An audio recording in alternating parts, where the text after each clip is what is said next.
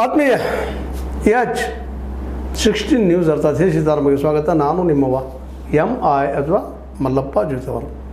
ಜಿಲ್ಲಾ ವಿಭಜನೆ ಏನು ಸ್ಟಾರ್ಟ್ ಆಗಿದೆ, ಅದರಲ್ಲೂ 31ನೇ ತಾರೀಕು ಸಮೀಪ ಬಂದಾಗ ಚಿಕ್ಕೋಡಿ ಮತ್ತು ಗೋಕಾಕ್ ಜಿಲ್ಲೆಗಳಾಗುವ ಕನಸು ಕಾಣುವ ಜನರ ಎದೆ ಬಡಿತ ಜೋರಾಗ್ತಾ ಇದೆ. ಆಗ 97ರಲ್ಲಿ ಆಗಿದೆ, ಚೆನ್ನಾಗಿತ್ತಪ್ಪ, ಯಾಕೆ ಮುಂದೆ ಹೋಯಿತು ಅನ್ನುವಂಥ ಸ್ಥಿತಿಗೆ ಬಂದು ನಿಂತಿದ್ದಾರೆ ಎಲ್ಲ ಜನ. ಜೊತೆಗೆ ಶಿಫ್ಟ್ ಮಾಡ್ಕೊಳ್ತಾ ಇದ್ದಾರೆ, ರೊಚ್ಚಿಗೆ ಹೇಳ್ತಾ ಇದ್ದಾರೆ. ನಮ್ಮ ಸಾಕಷ್ಟು ರಿಪೋರ್ಟ್ ಹೇಳ್ತಾ ಇದ್ದಾರೆ, ತಿಳಿಸ್ತಾ ಇದ್ದಾರೆ. ಜನ ಅಶಾಂತ ಆಗ್ತಾ ಇದ್ದಾರೆ.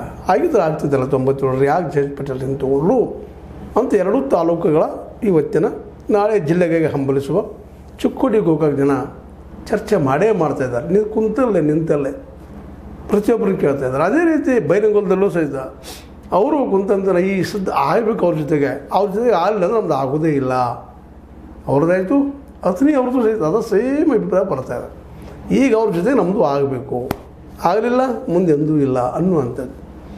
ಹೀಗಾಗಿ ಜಿಲ್ಲೆಗಳ ಒಡೆಯುವಂಥ ಸ್ಥಿತಿ ನಿಲ್ತದೇನೋ ಅಂತ ಭಯ ಎಲ್ಲರನ್ನೂ ಕಾಡಲಿಕ್ಕೆ ಶುರು ಮಾಡಿಬಿಟ್ಟದ. ನಿಲ್ತದಪ್ಪ ಅನ್ನೋದು ನಿರಾಶೆ, ದುಃಖ ಎಲ್ಲರಿಗೂ.